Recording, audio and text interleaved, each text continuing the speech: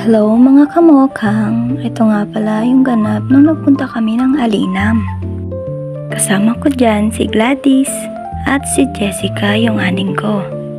So ayan na nga, tamang tambay lang kami sa Gedli at yan yung kapatid ko, todo pa pintas daw kasi nga maganda naman siya. Ilaban naman! Ayan na nga, pauwi na nga kami. Bali kasama ko si Bulad at si Blacky. Kasi tuwing aalis ako ng bahay, laging nakabuntot sa akin yan. Siguro nga, gusto niya lang akong protektahan. Oh yes! Katulad nung nagpunta kami ng bayan, muntik pang nasagasahan yan.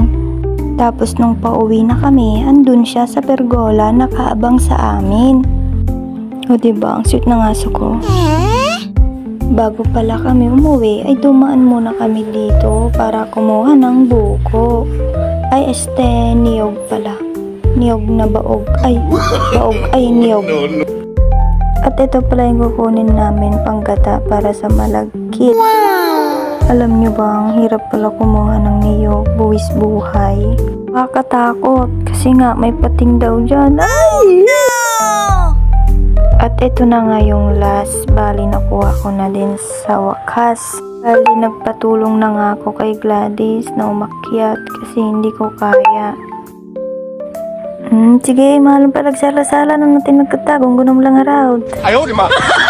Kita, lang natin matukol ta pragpag mo. Nakikita nyo may tanay ang gawid kami lang rudahin. Kita mo na pakit pa lang ang pakyot. Anyan.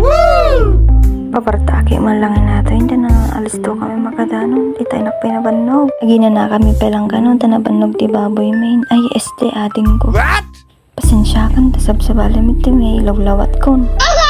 Nabanog kami nga nagalatin yog. Ayun lang po, salamat!